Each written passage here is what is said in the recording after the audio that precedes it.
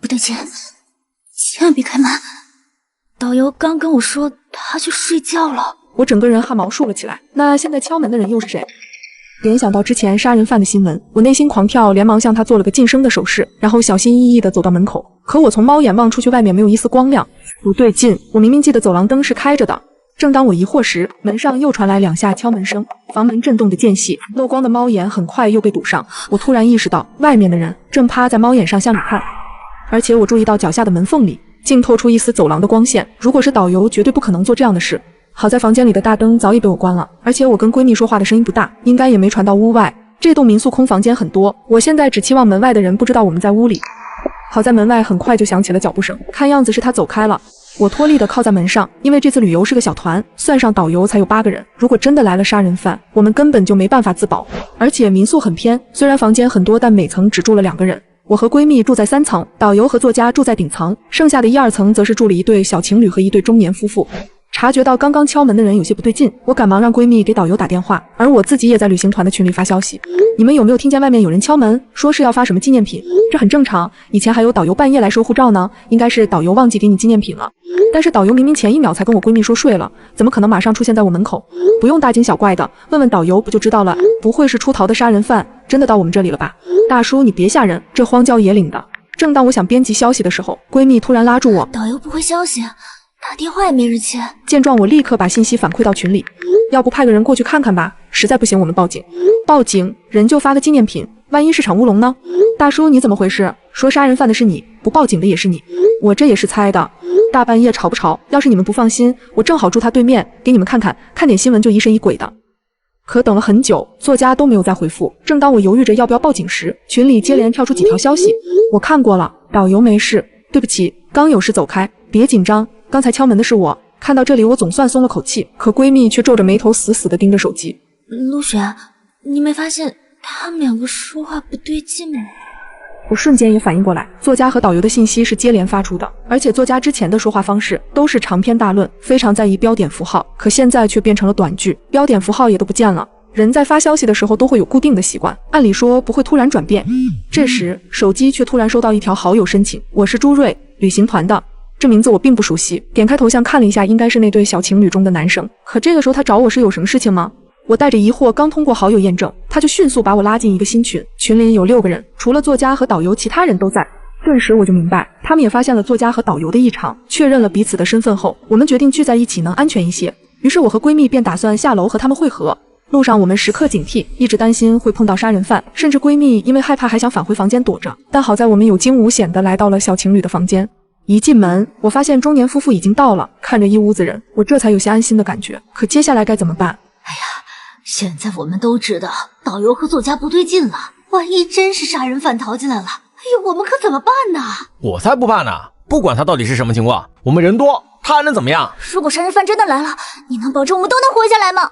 要不我们还是报警吧。很快我们拨通了报警电话，可这里地处偏僻，从警局来这里至少要4个多小时。正当我们在房间里等待救援的时候，头顶的灯突然无声的熄灭，整个民宿顿时陷入一片黑暗之中。我瞬间意识到，民宿的门锁都是磁吸锁，一旦断电就会失灵，所有人都慌了神，房门的磁吸锁也应声打开。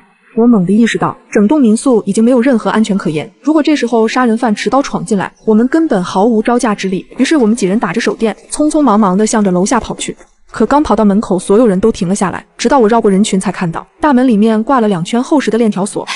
我想起来了，这是导游锁的。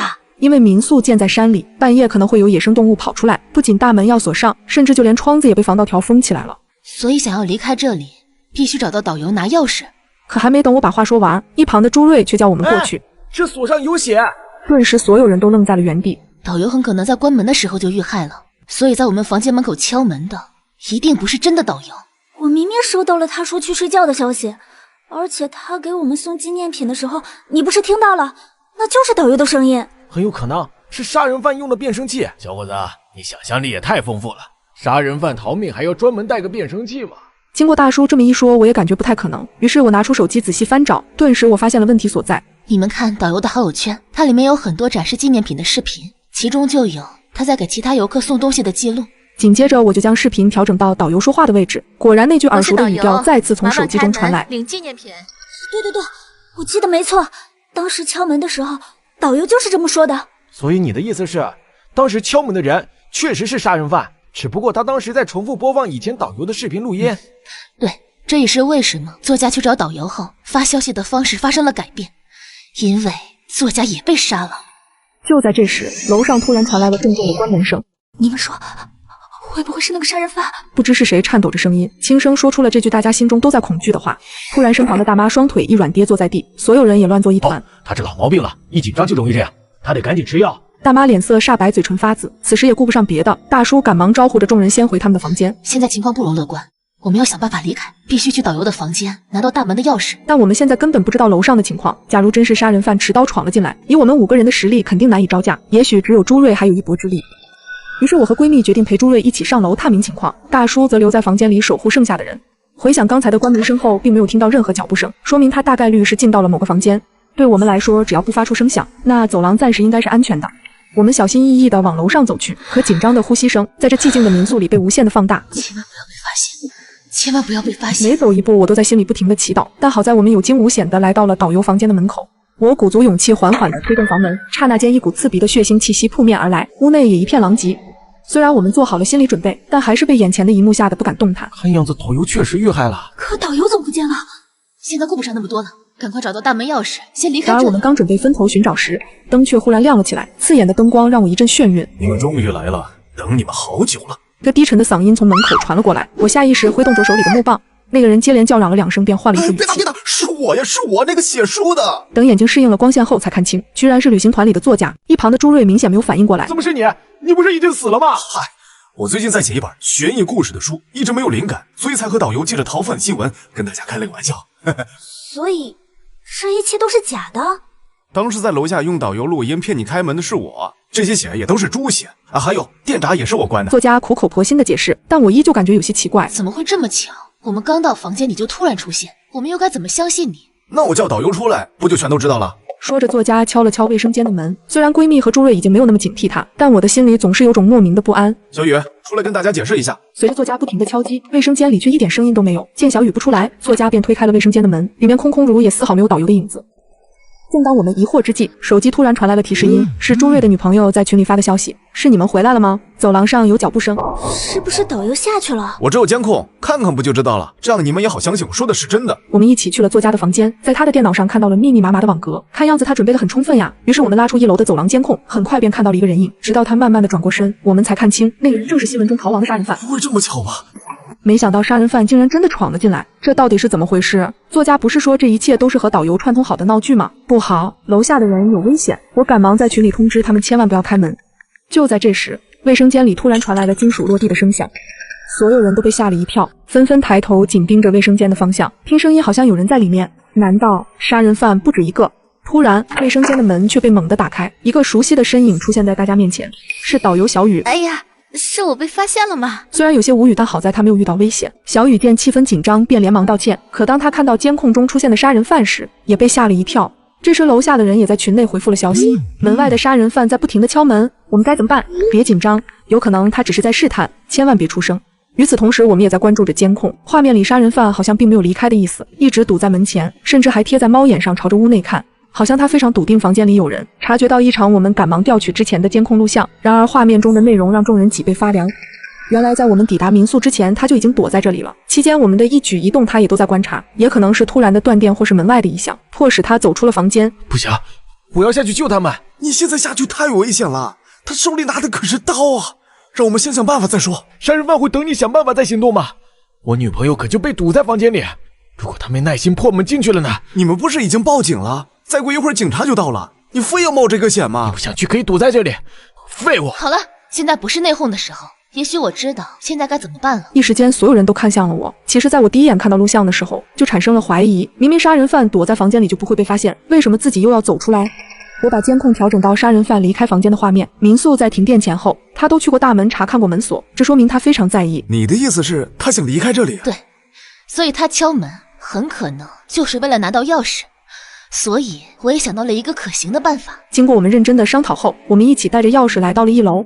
此时杀人犯依旧在走廊上敲门，他十分警觉，尽管我们没有发出任何的声响，他还是在第一时间注意到了我们。虽然他戴着面具，但我依旧能感受到他眼神那刺骨的寒意。我克制住想要逃跑的冲动，高举手臂。我们不想跟你发生冲突，你也不要伤害我们，我们就当你没有来过。这是大门的钥匙，你赶紧离开。可杀人犯并没有说话，而是依旧歪着脑袋紧紧地盯着我们。走廊上一片寂静，压得众人喘不过气，紧张的呼吸声不时地从耳边传来。我摇了摇手中的钥匙，信不信由你，我把钥匙放在这里，你自己过来拿。说着，我一点点地挪动脚步，将钥匙放在了走廊上，但我的眼神一直没有离开过他。见他没有动作，我赶忙退了回去。过了半晌，杀人犯才迈出了脚步，众人也放下心来。看样子我没有猜错，他就是要离开这里。可下一秒，杀人犯却拿着刀越过了钥匙，直奔着我们袭来。作家在身后不停地小声催促着我跑，我没有回头，依旧强装镇定。好在我赌对了，他没走2步便捡起了钥匙，没做停留，径直地走向了门口。可这个时候闺蜜还没给我信号，怎么办？等等，我刚想起来，门外还有辆车，我们把车钥匙也给你。杀人犯停下脚步，我立刻给了作家一个眼神。哦，对，在我这里，我找一下。可翻找了好久，作家都迟迟没能拿出钥匙。或许是作家的演技太过拙劣，杀人犯竟又提着刀向我们靠了过来。千钧一发之际，闺蜜突然用力地咳嗽了一声，我心中一喜，这正是我们之间的信号，是他们来了。好在作家反应过来，赶忙将钥匙扔给了杀人犯。可能在他眼里我们构不成任何威胁，他悻悻地看了我们2眼，才不紧不慢地朝着大门走去。锁链被一点点地褪去，终于这扇把我们禁锢住的大门被缓缓地推开。别动，警察！如果你收到陌生号码的表白短信，威胁你不答应就会死，你会怎么办？2月13号那天，我加完班已经快到凌晨，看着冷清的街道，我冲着停在街边的出租车招了招手。刚坐上车，天空中突然电闪雷鸣，狂风大作，顷刻间豆大的雨滴就顺着车窗缓缓落下。我满身疲惫地倚靠在窗边，每天只有这个时候才能感到一点点放松。然而就在我轻轻闭上眼准备打个盹的时候，手机传来的震动猛然把我惊醒。我看向了手机，屏幕上显示现在已经是2月14号0点，与时间同时显示在我眼前的还有一条未读短信。点开后发现是一个未知联系人发来的消息，我喜欢你。看着这条未知联系人发来的短信，我第一反应就是有人玩大冒险游戏输了，于是我只是敷衍地回复了2个字：谁呀？本以为只是一场无聊的恶作剧，我就没有把这件事放在心上。殊不知就在我刚放下手机时，却再一次收到短信：你必须做我女朋友，否则我保证你绝对活不过明天。什么鬼？这人有病吧？我没好气地回复了他：神经病。之后对方便再也没有回过消息，我也不再理会，放下手机，重新闭上眼睛假寐。窗外的暴雨丝毫没有要停下来的意思，听着雨滴噼里啪啦落在车窗上的声音，不知为何，我心中竟莫名其妙生出一股烦躁不安的感觉。就在此时，我的电话又响了，幸好这次不是短信，而是语音电话。看着屏幕上2个醒目的大字，我不敢耽搁，赶紧按下接听键。小欧吗？今晚就辛苦一下，把方案做出来发到我邮箱。老板冰冷且不容拒绝的声音，瞬间让我觉得生活无望。可即便如此，我还是只能假笑着说一些违心的话。接着我拿过随身携带的背包，殊不知人一旦倒霉起来，就连喝水都会塞牙缝。平时从来电脑不离身的我，今天偏偏把笔记本电脑忘在了办公桌上。想起同事小张还在公司加班，我赶紧拨打了他的手机。下一秒，看着出租车转进了那条熟悉的巷子，我的家就在这条巷子尽头。不知是否是因为下雨的缘故，今夜我总感觉分外孤独。打开朋友圈，除了有个别微商的广告以外，几乎被各种秀恩爱撒狗粮的情侣刷屏了。此刻再想到自己只收获了一个陌生人的恶作剧，更是喜提一次熬夜改方案的机会，是真够悲催的。没过一会儿，我就到了家楼下。就在我刚进入楼道时，天空中突然电闪雷鸣，整个楼道的灯也在瞬间暗了下来。我拿出手机照亮，一路走到电梯前，可任凭我怎么使劲按，电梯都没有做出任何反应。不会是跳闸了吧？我心里1万只羊驼呼啸而过，没办法，我只能走楼梯了。爬到8楼，让很少运动的我腿都软了。看着伸手不见五指的漆黑楼道，我咽了口水，心中那股强烈的不安感再次涌上心头。不知为何，我总感觉在这片寂静的黑暗中隐藏着什么可怕的东西。于是我不敢再过多停留，赶紧掏出家门钥匙。然而就在我刚把钥匙插进锁孔时，突然一双大手从身后紧紧捂住了我的嘴。霎时间，我的脑子一片空白，想要大声呼救却叫不出声，感觉身体也被牢牢控制。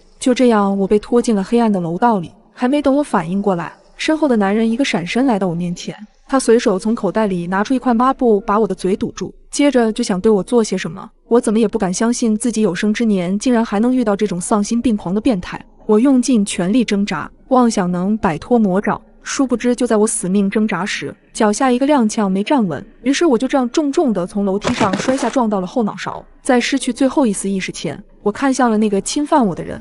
奈何漆黑的环境下，我只看到一个高大的身影。或许我的命运就是注定只能走到今天，心里涌过万般无奈与不甘，但也只能与这个美丽的世界说声再见。2月14号0点，我惊吓着醒来，手机收到一条陌生短信：我喜欢你，似曾相识的情景。我按着太阳穴，头有点痛。这个噩梦让我冷汗直冒。天果然在下暴雨。随后又是老板的电话，我让同事顺路给我带笔记本，跟梦里的一模一样，只是我没有回复那条短信。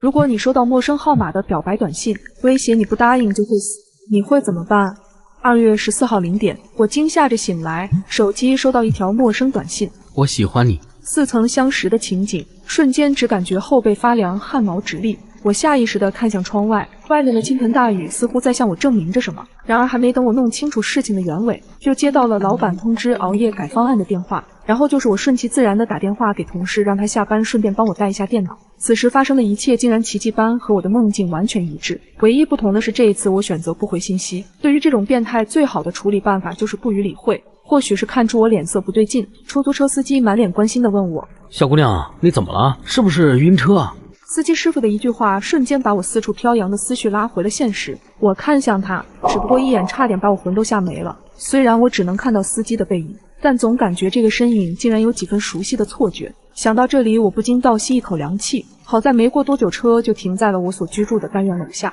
直到看着出租车彻底消失小区里，我才稍微放下心来。与此同时，和梦境里一样，天空中突然一阵电闪雷鸣，接着楼道瞬间陷入了一片漆黑，电梯也在同一时间断电。有了上一次的经历，我很清楚自己马上就要遇到那个变态，于是我一刻也不敢耽误，直接一口气爬到了8楼。即使此刻我只感觉到腰酸腿疼，两眼直冒金星，但值得庆幸的是，我终于赶在变态对我下手前打开了家门。房门被打开的刹那，手机再次响起，原本以为是给我送电脑的同事到了，结果看到消息，我整个人瞬间如坠冰窖。你不回信息就代表你不答应，如果你不答应的话，我会杀了你哦。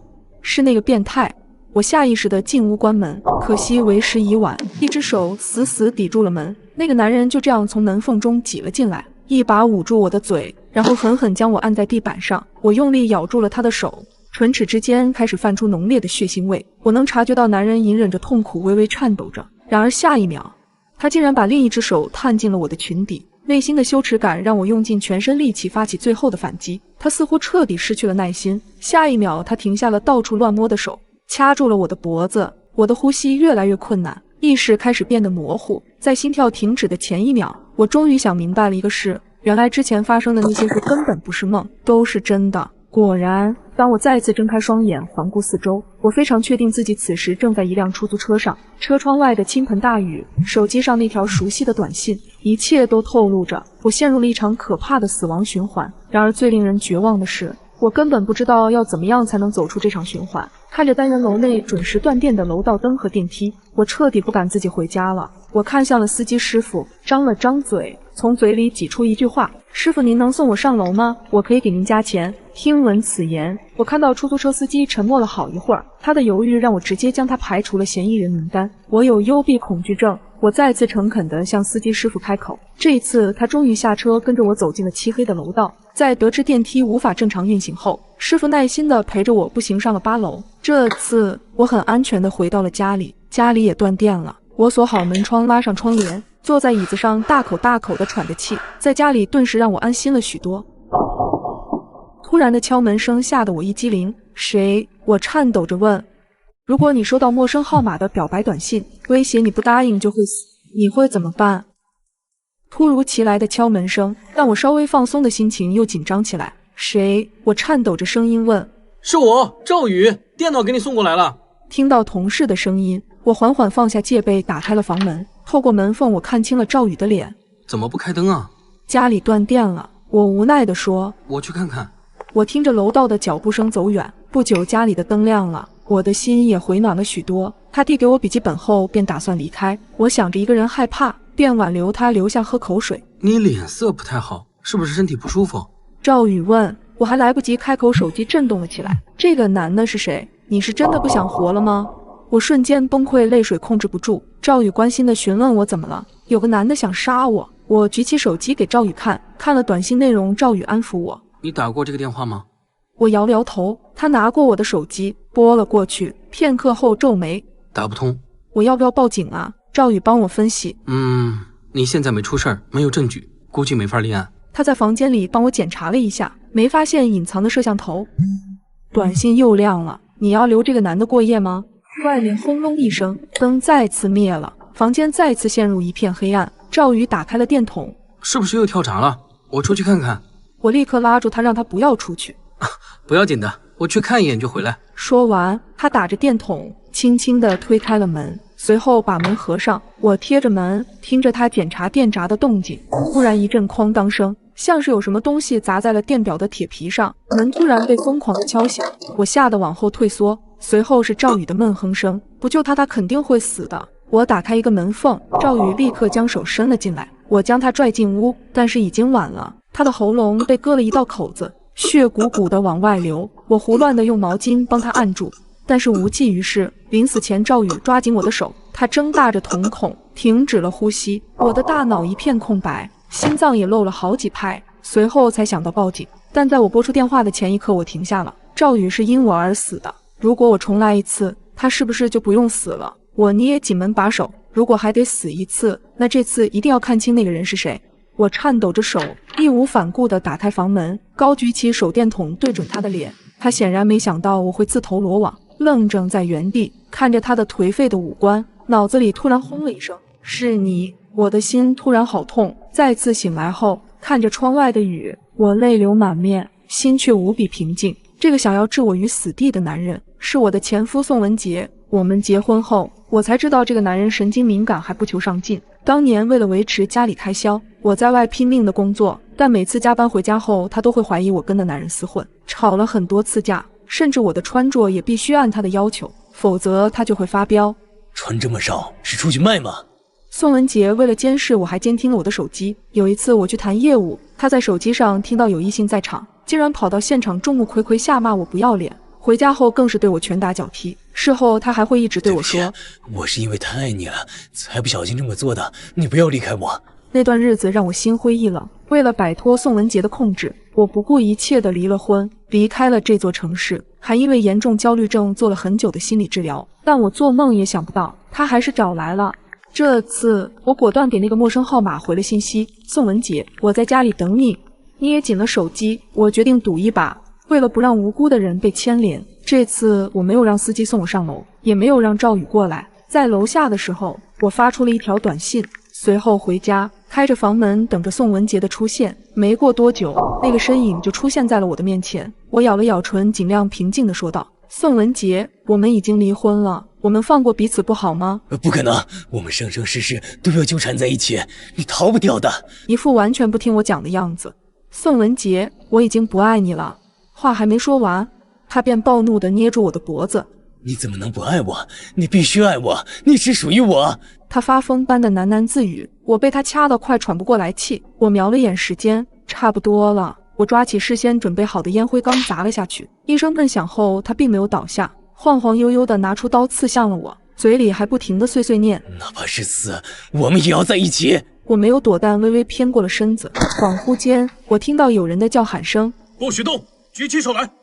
等我再醒来时，人已经躺在病房里，而不是那辆出租车上了。我知道自己赌对了，妈妈就坐在我的旁边，看到我醒了，红了眼眶。丫头，你终于醒了，你知不知道你差点没命了？得亏没有刺中要害。她摸了摸我的头，宋文杰已经被抓了，你别害怕，他再也不会伤害到你了。看着妈妈苍老了许多的面容，我拉着她的手哭了起来。我是个小偷，而我现在却躲在衣柜里主动报了警。快来救救我！我压了压帽檐，抬头瞄了瞄四周，迅速将手里的宣传单卷起来，卡在马吉小区1203住户的门把手上，1204门把手上的宣传单还在，这是我3天前放上去的，依旧保持着之前的模样，说明住户已经至少3天没有回来过。我的脸上露出一抹得意的笑容。我叫唐玲，每天穿梭在附近小区各楼层发传单，不过这并不是我的主业，我的主业是小偷，门把手上的宣传单就是我的信号弹。入夜，我穿戴整齐，拿着工具再次来到马吉小区。之前我已经观察过了，这个小区没有监控，于是我大大方方走了进去。我熟练地打开1204的房门，一股沁人心脾的清香扑鼻而来。我轻轻关上房门，凭借头灯熟悉屋内环境。鞋柜里都是女性的鞋子，卫生间里只有一套洗漱用具和女性化妆品，可以断定住户是独居女性。我顿时放松下来，在屋子里搜索着值钱的东西。随后我便在大衣柜底层发现了一个沉甸甸的首饰盒，打开一看有些傻眼，里面竟然不是首饰，是2根金条。这姑娘还真是不一般。我将金条放进口袋，然后将首饰和原位置放好，关上衣柜门准备撤退。可当我刚走到门口，竟然听到钥匙转动门锁的声音。不好，有人来了！我的头皮瞬间发麻，情急之下直接躲进了大衣柜里。我长舒了一口气，下一秒是房门被关上的声音，紧接着屋子里亮堂起来。由于衣柜正对着门口的方向，所以透过衣柜门缝，我正好可以看到整个屋子里的情况。我看到一个穿着连衣裙的女人，她放下皮包，甩掉脚上的高跟鞋，坐在沙发上开始揉脚后跟。大约过了1分钟，女人从沙发上站起身，径直朝衣柜走了过来。我冷汗呼的一下冒了出来，暗道一声不好，如果女人拉开衣柜门发现我怎么办？将她打晕然后逃走，还是跪地求饶？女人的脚步声越来越近，我的心也提到了嗓子眼。女人的手已经碰到了衣柜门，我紧紧咬住嘴唇，将扳手用力攥在手里。突然间，女人的电话铃声响起，女人迟疑了一下，手松开了柜门，转身去接电话。我一只手捂着快要跳出胸膛的心脏，一只手擦了擦额头上的冷汗，幸好只是虚惊一场。干嘛？我刚到家。女人用甜的发腻的声音接起了电话，对方应该是女人的爱人，她对着电话在撒娇。既然想人家，就来看我啊，我做好宵夜等你啊。女人愉快地挂断电话，还有一个男人要来，那我岂不是更走不掉？原本我还想着等女人去卫生间或是睡着时离开，现在难度系数更大。我躲在柜子里心乱如麻，掏出手机看了看，周鑫依旧没回我消息。我咒骂了他几句。周鑫是我的男朋友，我们算是雌雄大盗。刚刚我就给他发过求救消息了，以往他营业时遇到困难都会给我发消息求助，我会按他的提示来到客户家里，以推销员的身份纠缠客户，吸引他们的注意力，帮周鑫脱身。今天我被客户堵在家里，他却没了音讯。客厅里，女人正拿着一瓶红酒倒入2只高脚杯中，她似乎心情很好，端起其中的一杯小酌了一口，在杯沿上亲了一下。接下来的画面会不会很香艳？如果我用手机拍下来，能不能卖个好价钱？我伸手拍了拍脸，强迫自己不要胡思乱想，眼下脱身才是最要紧的。终于，女人赤脚走向了卫生间，我猜她是去洗澡。果然，下一秒传来了哗哗的流水声。谢天谢地，我蹑手蹑脚地从衣柜里出来，高抬腿轻落脚到了门口。我还没来得及开门，门口突然传来了敲门声。我是个小偷，而我现在却躲在衣柜里主动报了警。快来救救我！我蹑手蹑脚地从衣柜出来，走到了门口，还没来得及开门，突如其来的敲门声把我吓了一大跳。我连滚带爬地逃回衣柜，心已经跳到了嗓子眼儿。静静，是我，你的小甜心。门外传来了男人温柔的声音，卫生间里的水声戛然而止。女人裹着浴巾缓缓地走了出来，然后打开房门。男人捧着一大束玫瑰花，恰好挡住了他的脸。久等了吧？我刚才特意去花店给你买了花，我猜你一定会喜欢。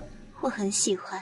女人笑盈盈地接过他手上的花，踮起脚吻了男人的脸颊。女人让男人进了屋，我还注意到她随手将门反锁，来到酒柜前。女人把红酒递给男人，男人借着拿酒杯的由头将女人拉进怀里，开始对她动手动脚。躲在柜子里的我五味杂陈，本来只是想偷个东西，没想到吃了一顿狗粮。别人的男友费尽心思讨女友欢心，我的男友连个人影都没有。这个周鑫果然很狗。你比玫瑰花香，比红酒更醉人。男人暧昧地说。女人娇笑着躲闪，二人调笑拉着肩碰掉了吧台上的酒杯，啪的一声脆响，吓得我缩了缩脖子。别动，我来弄。男人恋恋不舍地松开女人，拿起扫帚收拾地上的残局。男人一直背对着我，看不清他的长相，可我总觉得他的背影很熟悉。女人把手里的酒杯递了过去，男人笑着接过去，一饮而尽。这一次我终于看清了男人的脸，是周鑫。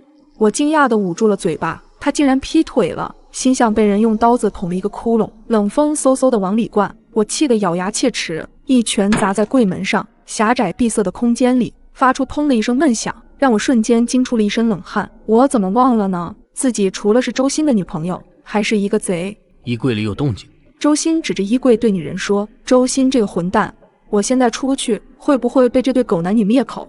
我新买了一套情趣内衣，就在衣柜里。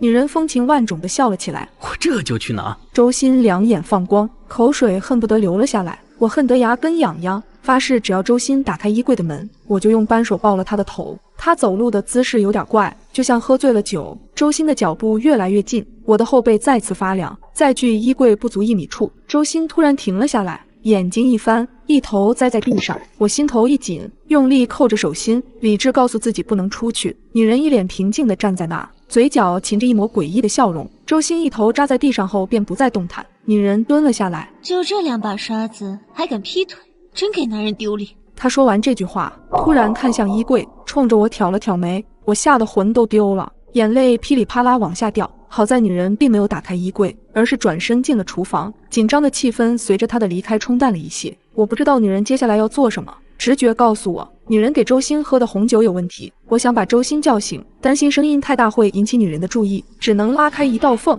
伸长手臂借助扳手推了推周鑫。可他连眼皮都不眨一下。女人很快从厨房里走出来，手里多了菜刀和电锯，身上多了一条围裙。她想干什么？一个可怕的念头在我的脑海里闪过。女人再次看向衣柜，不过眼神有几分温柔，还调皮地吐了吐舌头。我感觉衣柜里的温度又降了2度。她又走向客厅，打开电视，调了一档娱乐节目，并把声音放得很大。这个节目不错，女孩子都会喜欢。她的话就像是说给我听的一样，我的头皮不禁发麻。接下来的画面让我永生难忘，毛骨悚然。女人拉开了电锯，竟然把周鑫分尸了。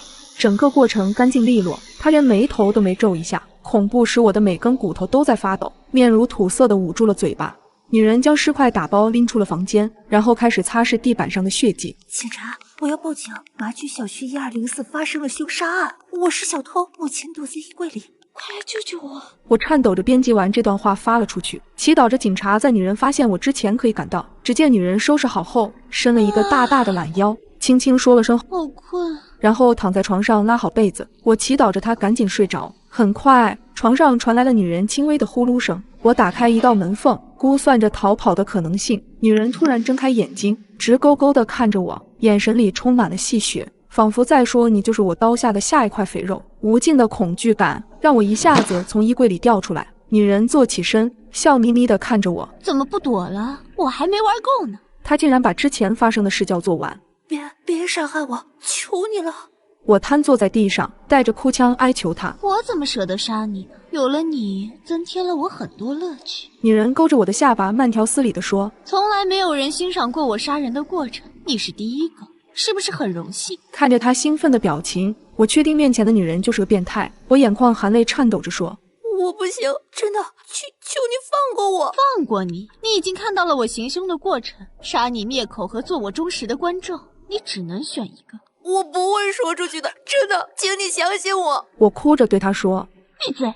她突然变得暴躁，一巴掌把我扇得晕头转向，脸上火辣辣的疼。我给过你活下来的机会，既然你不珍惜，那就怪不得我。说完，女人举起刀朝我的脸砍了过来。我惊恐地尖叫了一声，直接晕了过去。醒来时，我的头如针扎一般疼，周围也是一片陌生。回想起之前的一幕，我赶紧伸手抚摸自己的脸，没有伤口，也没有痛感。难道我真的死了吗？你感觉怎么样了？一个警察模样的男人出现在我的视线里，我戒备地看着他，用被子裹紧自己。你不用害怕，你已经安全了。接到你的报警信息后，我们迅速出警，罪犯已经伏法。听完警察的话，我终于松了一口气，活着的感觉真好。那个女人太可怕了，想到之前发生的事情，我依旧瑟瑟发抖。后来了解到，女人因为被背叛，一怒之下杀了老公，之后便将那些垂涎她美色的男人骗回家，再杀掉他们，来满足自己的快感。周鑫就是那个精虫上脑的可怜虫，他通过家里的监控一早就发现了我的存在，我就像小丑一样，在他面前丑态百出，而我也会受到法律的惩罚。我发誓以后再也不做小偷了。